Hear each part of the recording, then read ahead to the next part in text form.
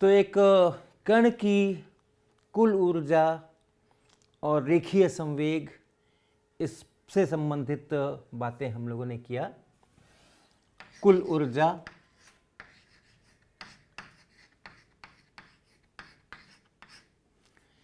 E लिखते हैं M naught C square बटा 1 minus we square by C square का वर्गमूल, ऐसा। इसी को एम सी स्क्वायर भी लिखते हैं, relativistic mass M naught divided by इतना इंटू सी स्क्वायर। और रेखीय संवेग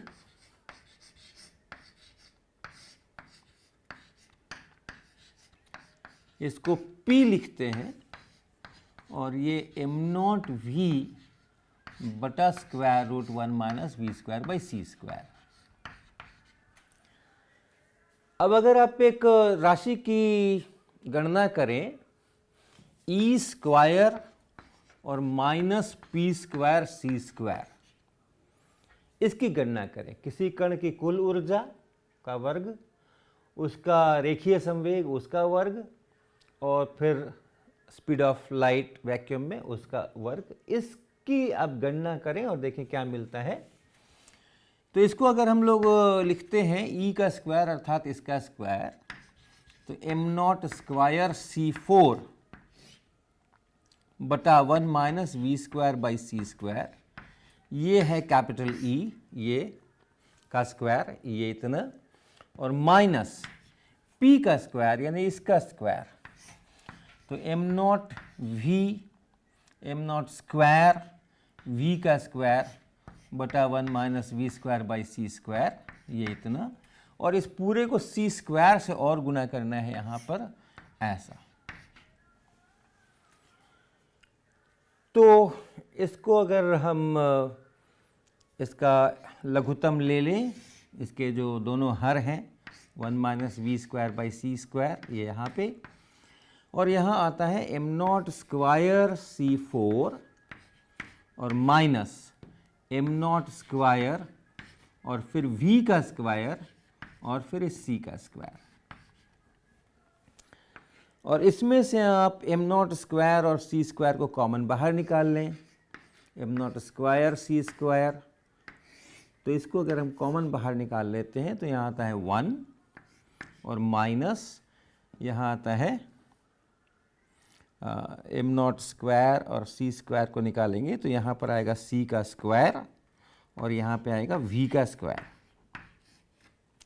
और ये जो नीचे है इसको आप इसका भी यहाँ पर लघुत्तम लेकर के लिख सकते हैं, c square minus we square by C square, तो ये है c का स्क्वायर माइनस v का स्क्वायर और इस पूरे का बटा c का स्क्वायर, और ये c स्क्वायर को आप यहाँ ऊपर ला सकते हैं और ये c square minus we square इस c square minus we square के साथ कट जाएगा और तब ये पूरा का पूरा बच जाएगा, ये इसके साथ कट करके और ये ऊपर आकर के एम नॉट स्क्वायर सी फोर।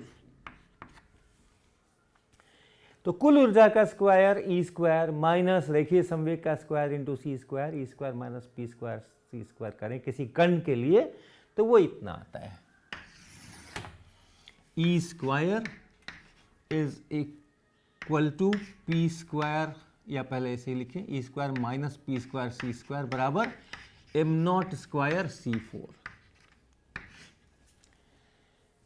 ये समीकरण अपने आप में बहुत उपयोगी है। बहुत तरह के प्रश्न जब हम हल करते हैं एनर्जी मोमेंटम से संबंधित तो ये समीकरण अपने आप में बहुत काम आता है। और ये जो क्वांटिटी है ई स्क्वायर माइनस पी स्क्वायर सी स्क्वायर, ये आप देख रहे हैं कि उस कण के सिर्फ रेस्ट मास पर, सिर्फ विराम द्रव्यमान पर निर्भर है। तो वो पार्टिकल कितनी स्पीड से चल रहा है, किस दिशा में चल रहा है, किस फ्रेम से देखा जा रहा है, इन सभी बातों से ये अलग है। ये उस कण के लिए कांस्टेंट है एम नॉट स्क्वायर सी फोर। आप इसको इधर भी ले जा सकते हैं, ई स्क्वायर बराबर पी स्क्वायर सी square plus M naught square सी फोर, ऐसा लिख सकते हैं। ई बराबर स्क्वायर रूट पी स्क्वायर सी square plus M naught square सी फोर, ऐसा लिख सकते हैं। और बहुत बार जब ये तय करने की बात हो कि हम यहाँ पे अपने Newtonian mechanics, non relativistic mechanics से काम चला सकते हैं कि नहीं चला सकते हैं, ये इक्वेशन काम आता है, ये इक्वेशन काम आता है। और यहाँ हम एक टर्म है इसका P इंटू सी, दूसरा टर्म है इसका m0c², रेस्ट मास एनर्जी है यहाँ पे, PC है यहाँ पे। तो अगर इतनी स्पीड हो कि ये जो PC है वो m0c² के अपेक्षा बहुत ज़्यादा हो जाए, कंपरेबल हो जाए, तो हमें रिलेटिविटी का इस्तेमाल करना ज़रूरी हो जाएगा। लेकिन अगर इस रेस्ट मास एनर्जी की तुलना में ये P इंटू सी ये काफ़ी कम हो तो हम न्यूटोनियन मैकेनिक्स से काम चला सकते हैं। जैसे इलेक्ट्रॉन्स के लिए हम जानते हैं m0c² 511 किलो इलेक्ट्रॉन वोल्ट होता है, प्रोटॉन के लिए कुछ 938 मेगा इलेक्ट्रॉन वोल्ट होता है। तो रेस्ट मास एनर्जी हमें पता है, तो जो लीनियर मोमेंटम है उसका, तो उससे अगर आप P इंटू सी कैलकुलेट कर लें, इलेक्ट्रॉन का P इंटू सी कैलकुलेट कर लें, अगर वो 511 keV से बहुत कम है, ये आप तुलना कर लें इलेक्ट्रॉन का, जैसे 511 keV है, तो जो भी उसकी स्पीड है उसके अनुसार अगर आपने P इंटू सी निकाल लिया और इससे तुलना किया 511 keV से अगर वो काफ़ी कम है, तो फिर आप नॉर्मल न्यूटोनियन मैकेनिक्स का इस्तेमाल कर सकते हैं, K बराबर ½ mv² वगैरह, जो कुछ भी न्यूटन के नियम से आप पढ़ते हैं उसका इस्तेमाल कर सकते हैं। लेकिन ऐसा अगर नहीं है, अगर P इंटू सी 511 keV के कंपरेबल हो गया है, उससे ज़्यादा हो गया है, तो फिर आपको इसमें आना पड़ेगा। इसी तरीके से अगर आप प्रोटॉन की बात कर रहे हैं तो ये 938 मेगा इलेक्ट्रॉन वोल्ट है, उससे तुलना करेंगे P इंटू सी की, तो ये इक्वेशन इस मामले में भी काफ़ी अच्छा है। इसके अलावा इसकी एक बहुत बड़ी खासियत है। आपको याद होगा हम लोगों ने पहले कहा था कि अगर कोई कण है और उसके पोजीशन को हम XYZ पोजीशन है और कोई इवेंट हम लेते हैं जो कि t समय पे हो रहा है, तो ये जो क्वांटिटी है x² plus y² plus z² minus c² t², किसी इवेंट के लिए कोई इवेंट है जो कि XYZ स्थान पर हो रहा है और t समय पे हो रहा है कोई इवेंट, और तब लॉरेंट्ज ट्रांसफॉर्मेशन से हम किसी दूसरे फ्रेम में जाकर पता कर सकते हैं कि इवेंट कहाँ पर हुआ और किस समय पे हुआ, और उसके लिए भी हम दूसरे फ्रेम के लिए भी लिख सकते हैं x' plus y' plus z' minus c² t'², ऐसा कर सकते हैं। और ये बराबर होते हैं। लॉरेंट्ज ट्रांसफॉर्मेशन से आप x' लिखें, आप y' लिखें, z' लिखें, t' लिखें, लेकिन ये क्वांटिटी जो है ये बराबर रहेगी, तो हम लोग उसको लॉरेंज इनवेरिएंट कहते हैं। इसी तरह अगर दो इवेंट्स हैं और उसके बीच का आप इंटरवल निकालते हैं, दो इवेंट्स अगर हैं, एक इवेंट है जो कि x1, y1, z1 पर हो रहा है और t1 समय पे हो रहा है, और दूसरा इवेंट है जो कि x2, y2, z2 इस स्थान पर हो रहा है और t2 समय पे हो रहा है, और एक फ्रेम से हम अगर ये चीज़ें हैं तो हम ऐसा लिख सकते हैं x2 माइनस x1 का square plus y2 minus y1 का square plus z2 minus z1 का स्क्वायर और minus c² t2 minus t1 का स्क्वायर। और यही इवेंट अगर हम यही दोनों इवेंट अगर हम किसी दूसरे फ्रेम से देखते हैं और उसमें उन इवेंट्स की जो जगह है वो इस तरह से प्राइम लग करके आएगी, टाइम यहाँ प्राइम लग करके आएगा दोनों इवेंट्स में, और उससे हम इस राशि को लिखें x2 prime minus x1 prime का square plus y2 prime minus y2 prime का y1 प्राइम का square plus z2 prime minus z1 prime का स्क्वायर और माइनस c² t2 प्राइम और माइनस t1 प्राइम इसका स्क्वायर, तो ये दोनों आपस में बराबर होते हैं। और ऐसी चीज़ें जो होती हैं उनको हम लोग कहते हैं Lorentz invariant.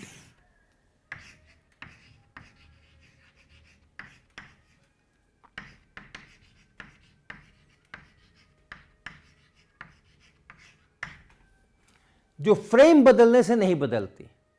X coordinate frame बदलने से बदल जाता है, वाई कोऑर्डिनेट नहीं बदलता, जेड कोऑर्डिनेट नहीं बदलता, टाइम टी बदल जाता है। लेकिन ये क्वांटिटी लॉरेंज इनवेरिएंट है, किसी भी फ्रेम में जाकर के आप कैलकुलेशंस करें तो उतनी ही आती है। इसी तरीके से ये जो क्वांटिटी है ई square minus P square into C square, E square minus P square सी स्क्वायर, ये भी लॉरेंज इनवेरिएंट है। ये भी लॉरेंज इनवेरिएंट है। आप किसी भी फ्रेम में जाके कैलकुलेशंस करेंगे तो उतना ही आएगा। एक कण की अगर बात कर रहे हैं तो ई स्क्वायर माइनस पी स्क्वायर सी स्क्वायर हमेशा एम नॉट स्क्वायर सी 4 आएगा। ये उसका विराम द्रव्यमान है।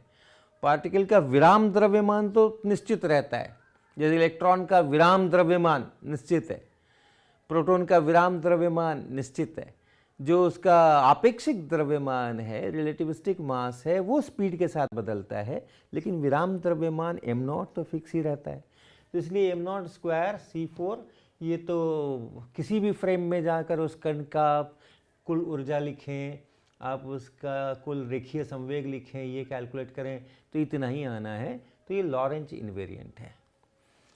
लेकिन इससे भी आगे बढ़ जाए, अगर एक कण नहीं हो करके और कणों का समूह हो और उसकी कुल ऊर्जा आप कैपिटल ई लिखें और इसी तरीके से उस पूरे संकाय का जो कुल रेखीय संवेग है उसको आप पी लिखें, यानी अब हम एक कण की बात नहीं कर रहे हैं, अब हम कणों के समूह की बात कर रहे हैं। कणों के समूह की कुल ऊर्जा,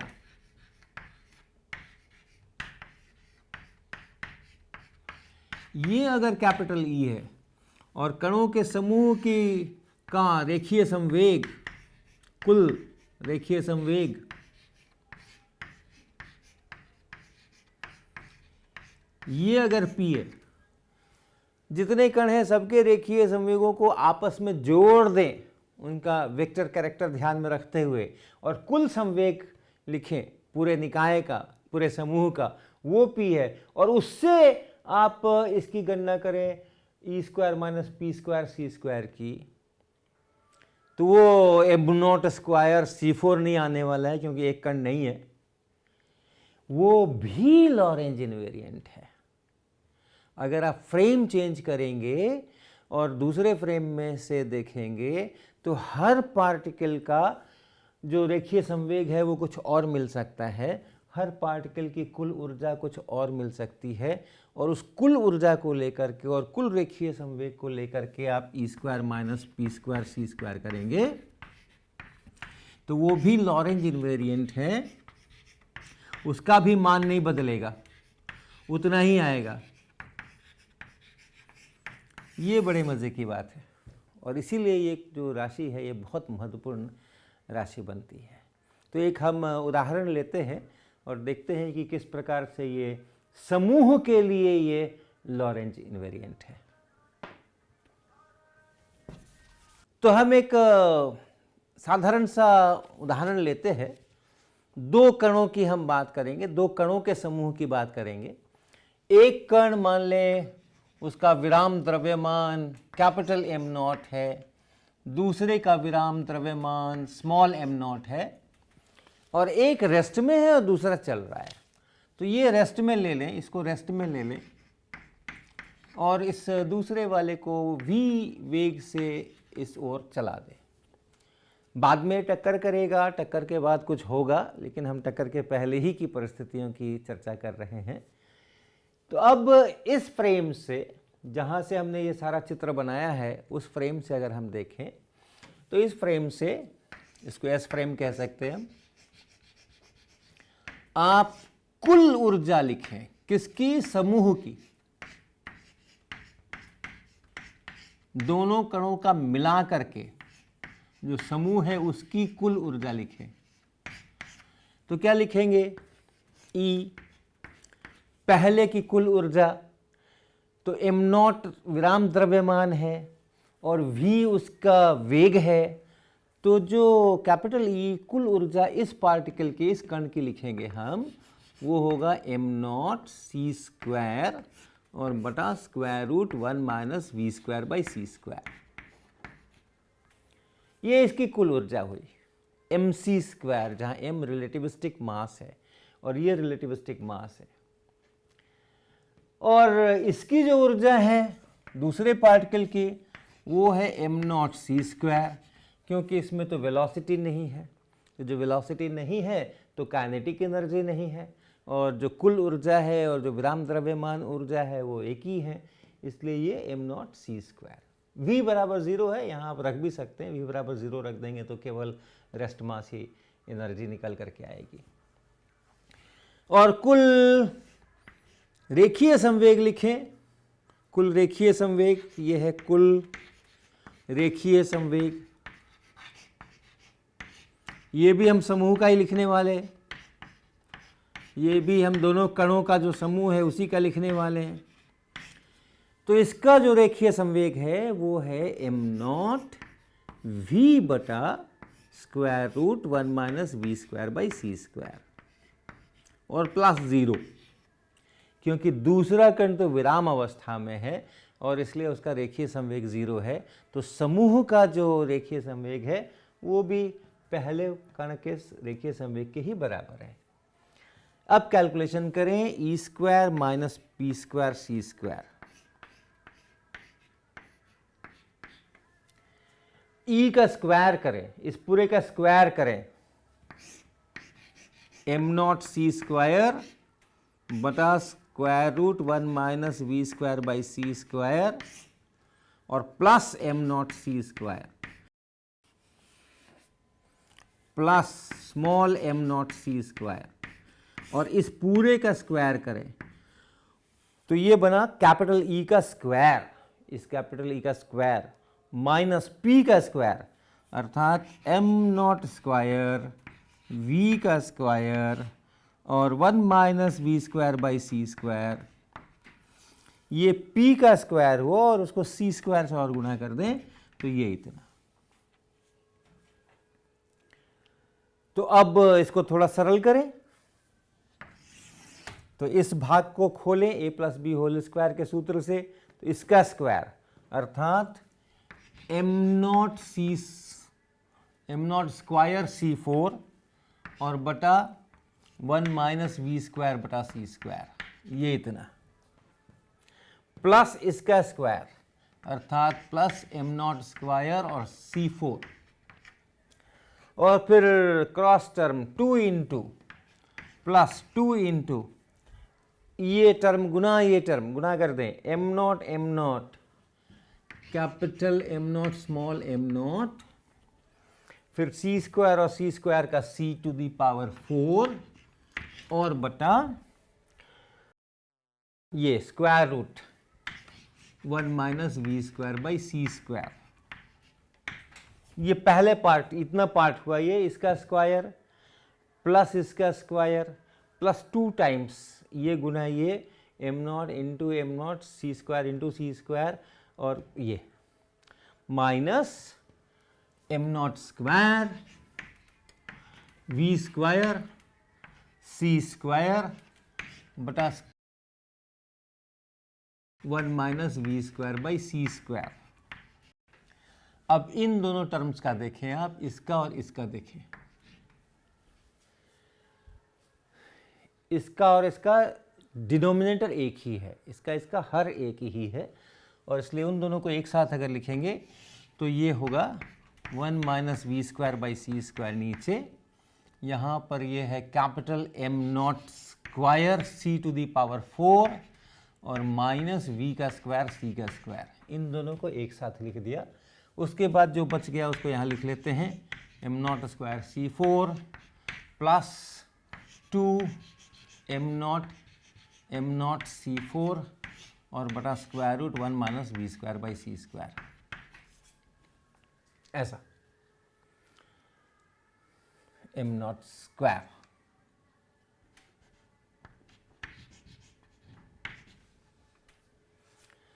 यहाँ से आप उसी प्रकार से कॉमन अगर निकाल लें, m नॉट स्क्वायर सी स्क्वायर को आप कॉमन निकाल लें तो क्या बचा यहाँ पे, सी स्क्वायर यहाँ पे और माइनस वी स्क्वायर यहाँ पे, और इसको फिर से आप उसी तरह सी स्क्वायर माइनस वी स्क्वायर बड़ा सी स्क्वायर ऐसा लिख लें, और इसके साथ इसको आप काट सकेंगे, लेकिन पहले इसको पूरा कर लें। m नॉट स्क्वायर c4 और plus 2 m naught small m naught c4 बटा 1 minus we square by C square, अर्थात ये हुआ capital m naught square c4 plus small m naught square c4 और plus 2 times m naught small m naught c4 और बटा square root 1 minus we square by C square. इतना बना। ये मामला है एस फ्रेम से। एस फ्रेम से हमने ये सब कुछ लिखा है। अब हम इसको दूसरे फ्रेम में जाकर के कैलकुलेट करते हैं। और कौन से फ्रेम में जाके कैलकुलेट करते हैं? तो जिसमें ये कैपिटल एम नॉट स्थिर है उस वाले फ्रेम में जाके कैलकुलेट करते हैं। हम फ्रेम चेंज करते हैं। हमारा नया फ्रेम इस पुराने फ्रेम की अपेक्षा v वेलोसिटी से दाहिनी तरफ चलेगा। उस फ्रेम में ये एम नॉट स्थिर हो जाएगा और ये स्मॉल एम नॉट उस फ्रेम में बाईं तरफ v वेलोसिटी से चलेगा। तो उसके हिसाब से हम नया चित्र बनाएंगे और फिर से यही कैलकुलेशंस करेंगे। तो इस नए फ्रेम में हमारे चित्र की दशा भी बदल जाएगी। अब इस फ्रेम में ये विराम अवस्था में आ जाएगा, अर्थात ये एरो हम यहाँ से हटा दें और v बराबर 0 लिख दें, और ये जो v है बराबर 0 लिखा हुआ इसको भी मिटा दें और एरो इधर लगा दें। ये हमारा एस प्राइम फ्रेम है। एस प्राइम फ्रेम से जब हम देखेंगे तो ये रेस्ट में है और ये v वेलोसिटी से नीचे आ रहा है। फिर ऐसा ही कैलकुलेशंस करें। कुल ऊर्जा लिखें, E लिखें। इस बार ये रेस्ट में है, ये विराम में है। इसकी कुल ऊर्जा capital M naught C square होगी और इसकी कुल ऊर्जा, ये v वेग से चल रहा है इसलिए इसकी कुल ऊर्जा जो आप लिखेंगे ये M naught divided by square root 1 minus we square by C square into C square, ऐसा लिखेंगे। विराम द्रव्यमान, इससे भाग लगा दिया तो आपेक्षिक द्रव्यमान और सी स्क्वायर से गुना कर दिया तो कुल ऊर्जा। ये समूह की ऊर्जा हो गई। और इसी तरह से आप समूह का जब रेखीय संवेग लिखेंगे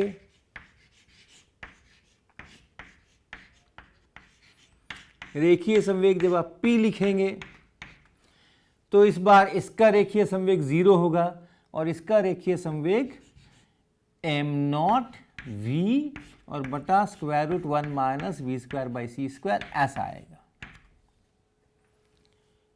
हम सिर्फ उसका परिमाण लिख रहे हैं क्योंकि हमें तो स्क्वायर करना है। तो अगर आप ई स्क्वायर माइनस पी स्क्वायर सी स्क्वायर की फिर से गणना करें इसी प्रकार से तो ये बनेगा M naught C square plus small M naught C square by square root 1 minus we square by C square और इस पूरे का स्क्वायर माइनस पी स्क्वायर सी स्क्वायर, इसका स्क्वायर करें और सी स्क्वायर से गुना करें। सो एम नॉट का स्क्वायर करें वी स्क्वायर सी स्क्वायर बटा 1 minus we square by C square, ऐसा। फिर से इसको आप ओपन कर दें तो क्या बनेगा?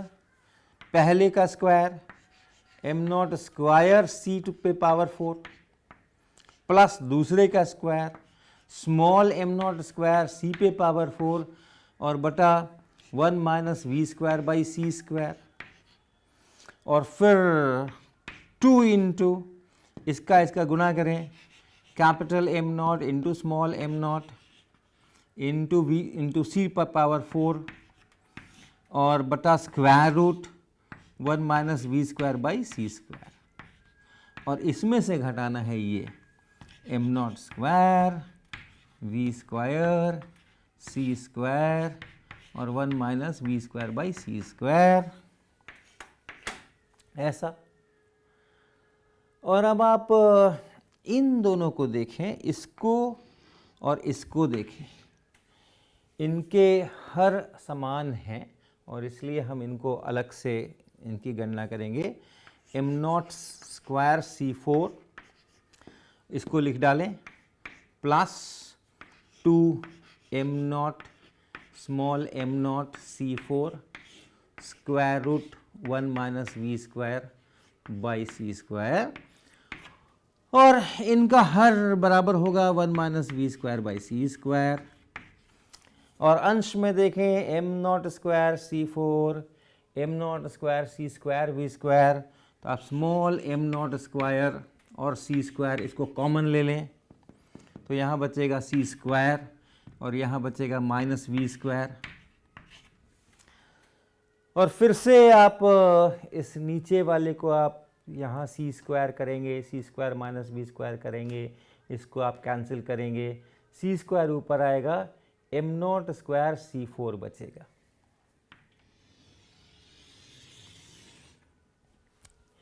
तो देखें इसको, जब आप इसको हल करेंगे C square minus B square by C square, इसको काट डालेंगे, सी स्क्वायर को ऊपर ले लेंगे, ये सी पर पावर 4 हो जाएगा, एम नॉट स्क्वायर सी 4। तो फिर से लिखिए capital M naught square C 4, ये इसको लिखा जा रहा है capital M naught square C 4, ये लिख लिया हमने, इसको लिख ले पहले plus small M naught square C 4, और अब इसको लिख लें जो छोड़ दिया हमने, प्लस 2 एम नॉट सी 4 बटा square root 1 minus we square by C square. ये एस प्राइम फ्रेम से है और ये एस फ्रेम से है, और आप देख रहे हैं वही व्यंजक हमने दोबारा लिख दिया जो एस फ्रेम से आया था एक्सप्रेशन, ये जो व्यंजक आया था ई स्क्वायर माइनस पी स्क्वायर सी स्क्वायर का, वही व्यंजक एस प्राइम फ्रेम से भी आया है। और आप किसी भी दूसरे फ्रेम में चले जाएं जहां ये दोनों पार्टिकल्स चल रहे होंगे किसी गति से, किसी भी फ्रेम में आप चले जाएंगे तो इसका मान उतना ही आएगा। और इतना ही नहीं, अगर आप टक्कर भी हो जाने दें और टक्कर के बाद जो हो रहा है उनकी गतियां बदल गई हैं, वहां भी जाकर के अगर आप ई स्क्वायर माइनस पी स्क्वायर सी स्क्वायर का मान कैलकुलेट करेंगे, कुल समूह की ऊर्जा और समूह का देखिए संवेग, तो ये उतना ही मिलने वाला है। इस कारण से ये जो क्वांटिटी है ये आपेक्षिकता के सिद्धांत की एक महत्वपूर्ण राशि है।